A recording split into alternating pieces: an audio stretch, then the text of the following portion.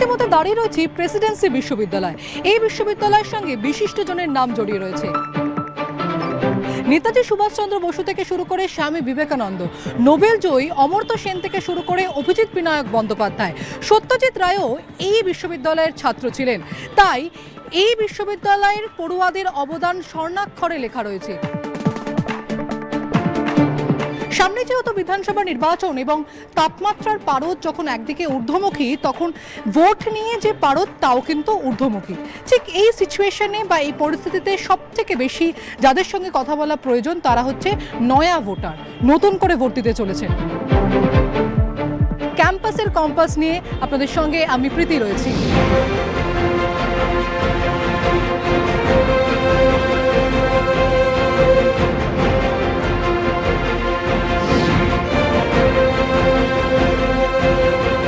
আমি প্রেসিডেন্সি বিশ্ববিদ্যালয়ের বেশ কিছু পড়ুয়ার সঙ্গে আজকে কথা বলবো, তার সঙ্গে আড্ডা দেব, কারণ জেনজিদের কথায় আড্ডাটাই মূলত চলে। তারা আমার সঙ্গে রয়েছে। আচ্ছা, প্রথমে কি হাই বলবো না নমস্কার বলবো?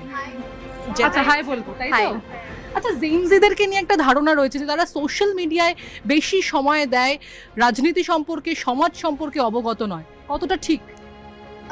কিছুটা ঠিক, কিন্তু আমি বলবো অনেকটাই ঠিক নয়। সোশ্যাল মিডিয়ায় সময় দেয় ঠিকই, কিন্তু সোশ্যাল মিডিয়ায় যে শুধু কিছু বিনোদনের উপকরণ থাকে তা তো নয়। সোশ্যাল মিডিয়া থেকে কিন্তু আমরা শুধু দেশের না, আন্তর্জাতিক অনেক খবর পাই। তো জেনজিদের সার্বিকভাবে রাজনীতি সচেতন নয় বলে দেওয়াটা ঠিক নয়। হয়তো কিছুটা উদ্দেশ্য প্রণোদিতভাবে জেনজিদেরকে আমাদের পার্লামেন্টারি পলিটিক্স থেকে দূরে সরিয়ে দেওয়ার একটা চেষ্টা চলে বিভিন্নভাবে। এটা কেন? এটার কারণ হচ্ছে জেনজিরা রাজনীতি সচেতন হয়ে গেলে হয়তো আমাদের বর্তমান যারা ক্ষমতায় আছে তাদের অসুবিধা হয়েছে। কি মনে হয় এসআইআর পর্ব যেভাবে হয়েছে সেই ধরন বা সেই প্রক্রিয়াটা ঠিক, নাকি আরেকটু সময় দেওয়া উচিত ছিল? আমার ব্যক্তিগতভাবে মনে হয় আরেকটু সময় নিয়ে করাটা উচিত ছিল, কারণ আমরা দেখেছি যে খবরের চ্যানেল খুললে এরকম দেখা যাচ্ছে যে লোকজন বলছে যে আমাদের খুব সমস্যা হচ্ছে। ইনফ্যাক্ট যারা সিনিয়র সিটিজেন, যারা অসুস্থ, তাদেরকে পর্যন্ত ডাকা হয়েছে, অথচ তারা জানেন না যে তাদের মানে না গেলেও চলবে, যেখানে হচ্ছে এসআইআর সেখানে না গেলেও চলবে। আচ্ছা, তোমরা বিভিন্ন রঙের জামা পরে রয়েছো, কেউ লাল, কেউ হলুদ, কেউ গোলাপি, মনে কি রং চলছে? গেরুয়া, সবুজ, হলুদ, লাল, নীল যাই হোক যাক না কেন, এই প্রজন্মের কথা কেন্দ্রের সরকার, রাজ্য সরকার কতটা ভাবছে এটা একটা ব্যাপার। মানে ধরুন আমাদেরকে যদি জেনজির আন্ডারে ফেলেন তো আমরা মডার্ন, এরপরে যারা আসবে তারা আরও মডার্ন হবে। কিন্তু আজকে যদি আমাদের প্রজন্মের ভিতটা নাড়িয়ে দেওয়া হয়, আমাদের প্রজন্মের ব্যাকবোনটা যদি বকলমে ঘুরিয়ে ইনডিরেক্টলি ভেঙে দেওয়া হয়, তাহলে লাল, নীল, সবুজ করে আগামী প্রজন্ম কিভাবে বাঁচবে, এইটা একটা বড় প্রশ্ন। আমার তো মনে হয় এই যে সচেতনভাবেই এই যে ছাত্রীদেরকে রাজনীতি থেকে দূরে সরিয়ে রাখা হয়, ছাত্রছাত্রীদের রাজনীতি থেকে দূরে সরিয়ে রাখা হচ্ছে, ফলত তাদের মনে যে প্রশ্ন আসছে তাদের ওই ফেসবুকের কমেন্ট সেকশনে আটকে যাচ্ছে। কেউ বলছে যে লক্ষ্মীর ভান্ডার, কেউ বলছে অন্নপূর্ণার ভান্ডার। জীবনে কোনটা বেশি প্রয়োজন? সবচেয়ে বেশি প্রয়োজন তো শিক্ষা। আসলে শিক্ষা না থাকলে তো আদতে কিছুই নেই। আর আমাদেরকে এটাই বারবার দেখানো হচ্ছে যে শিক্ষা বাদ দিয়ে চারপাশের সমস্ত কিছু আমাদেরকে বারবার লক্ষ্য দিয়ে দেখতে বলা হচ্ছে। কেন্দ্রীয় সরকার যে শিক্ষা নীতি তৈরি করেছে এবং সেখানে গিয়ে কি কি সেই যে নীতি বা সেই যে নিয়ম, তার মধ্যে কি চেঞ্জেস চাইছো তোমরা কিছু? এবং একটা বেসিক জায়গা তো একটা তো আমরা সবসময় যেটা জানি যে একটা কেন্দ্রীয় বাজেটের নির্দিষ্ট অংশ শিক্ষা খাতে ব্যয় বরাদ্দ করা উচিত, আর জাতীয় আয়ের একটা নির্দিষ্ট পার্সেন্ট শিক্ষা খাতে ব্যয় বরাদ্দ করা উচিত। সেটা তো হচ্ছে বলে মনে হচ্ছে না। প্রত্যেকবারে বাজেট চলে যাচ্ছে, সিগারেটের দাম বাড়ছে, মদের দাম বাড়ছে, ওষুধের দাম বাড়ছে, কমছে, ইত্যাদি ইত্যাদি হচ্ছে, কিন্তু শিক্ষা খাতে ব্যয় বরাদ্দটা বাড়ছে কিনা সেটা তো কখনো অর্থমন্ত্রীর মুখ থেকে আমরা শুনতে পাচ্ছি না। আমাদের মতন দেশে ভাতা বেশ কিছু শ্রেণীর জন্য তো সত্যিই গুরুত্বপূর্ণ, যারা দিন আনি দিন খায় তাদের জন্য ভাতা, কিন্তু সেই ভাতা নিয়েও তো কটাক্ষের শিকার হতে হচ্ছে। হ্যাঁ, অবশ্যই যাদের প্রয়োজন তাদেরকে দেওয়া হোক, যাদের প্রয়োজন নেই, যার বাড়িতে সরকারি চাকরি করে তাদেরকেও ভাতা দেওয়া হচ্ছে। ভাতা দেওয়াকে সমর্থন করে? যদি দরকার পড়ে একটা মানে পার্টিকুলারলি কোনো শ্রেণীকে দেওয়া উচিত, নট যারা এলিট ক্লাস থেকে বিলং করে তাদেরকে কোনোভাবেই ভাতা দেওয়ার কোনো মানে হয় না। লক্ষ্মীর ভান্ডারটাকে কেন ভাতা হিসেবে বলা হবে? এটা তো সাময়িক সহায়তা বলা যেতে পারে। এটাকে লক্ষ্মীর ভান্ডারকে সবাই অনুদান কেন্দ্রিক বা ভাতার রাজনীতি বলছে। না, এই ভাতা টাতা বলা হচ্ছে, ও বললো সহায়তা, সব ঠিক আছে। আমি চাই যে একটা প্রকল্প হোক, যে আমরা কর্মসংস্থান দেব, আমরা চাকরি দেব। এই যে ভোটের আগে ডবল চাকরি, প্রত্যেক বছর 2 কোটি চাকরি, এদিকে মোদি, এদিকে দিদি, সবাই তো বলে। এই প্রকল্পটা একটা হোক না, যে পড়াশোনা শেষে আমরা ছেলে মেয়েদের চাকরি দেবো। এখানে আমরা যখন কথা বলছি জীবন চলার বেশ কিছু বিষয় হচ্ছে যে এই তোমরা যেরকম বসে আড্ডা দিচ্ছ, গল্প করছো, সেই আড্ডা দেওয়া। আমি একটু বসে পড়ি আড্ডা দেওয়ার জন্য। ধরো একদিন এরকম তোমরা বসে রয়েছো, একবার রোমিও স্কোয়াড এলো, বললো না এখানে ছেলে আর মেয়েরা একসঙ্গে আড্ডা দিতে পারবেন।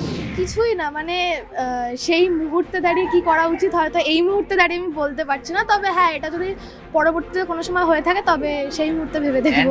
স্কোয়াড বানাতে হবে। যদি বজরং দল এসে মুখে বলে মুখে বোঝাবো, যদি বজরং দল এসে লাঠি নিয়ে কথা বলে আমিও লাঠি নিয়ে কথা বলবো। বাংলা এসব হবে না। কে কি খাবে, খাবার নিয়ে একটা বিভিন্ন জায়গায় সমস্যা চলছে, একটা রাজনৈতিক যে টানাপোড়েন তা চলছে। আমি তোমার থেকে জানতে চাইবো যে কে কি খাবে সেটা সত্যি কি কেউ ঠিক করে দেবে? না, একদমই কেউ ঠিক করবে না, কারণ এটা মানুষের মৌলিক অধিকার। কে কি খাদ্য পরিহার করবে, কে কি বস্ত্র পরিহার করবে, কি কি খাদ্য গ্রহণ করবে, এটা মৌলিক অধিকার। কোনো রাজনৈতিক দলের অধিকার নেই, কারণ মানুষের মৌলিক অধিকারের হস্তক্ষেপ করা। কে চিকেন প্যাটিস খাবে না, কে চিকেন যে কেউ মোগলাই খাবে না, কে চিকেন প্যাটিস খাবে, এটা কোনো দল কেউ বলতে পারে না। বাঙালিকে কি মাছ খাওয়া বন্ধ করতে পারবে কেউ? একেবারেই না। বাঙালি মাছ মাংস ডিম ছাড়া থাকতে পারেনি, থাকতে পারবে না। এবং আমার ধারণা এই মাছ মাংস ডিম ইত্যাদি নিয়ে যারা ঝামেলা করতে আসবে, বাঙালি তাদেরকে বসিয়ে ভালো করে পাত পেরে মাছ মাংস খাওয়াবে।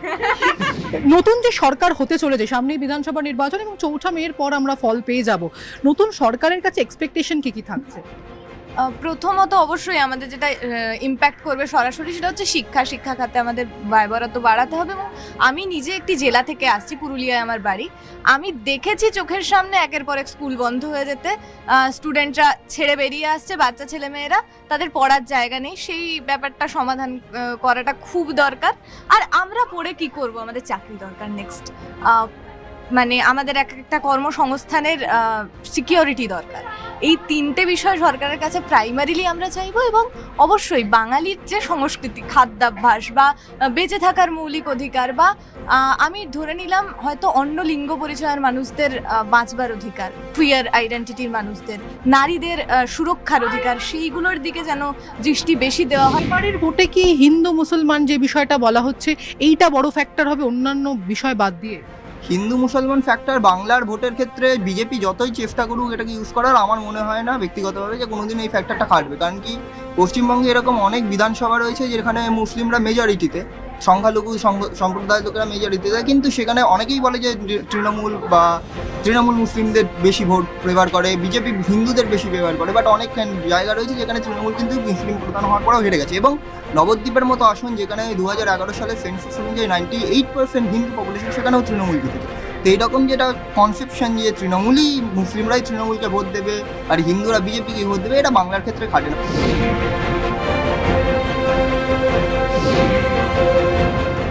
প্রেসিডেন্সি বিশ্ববিদ্যালয়ের জেন জি অর্থাৎ নয়া ভোটার বা পড়ুয়াদের সঙ্গে আমরা এতক্ষণ ধরে কথা বললাম এবং শুরুতেই আপনাদেরকে বলেছিলাম যে জেন জিরা কিন্তু অকপট, একেবারে নো ফিল্টার। তারা তাদের রাজনৈতিক যে মতামত, দর্শন সমস্তটাই আমাদের সামনে তুলে ধরলো এবং অন্যান্য বিশ্ববিদ্যালয় বা কলেজের পড়ুয়ারা কি ভাবছে তার জন্য ক্যাম্পাসের কম্পাস দেখতে হবে আপনাদেরকে।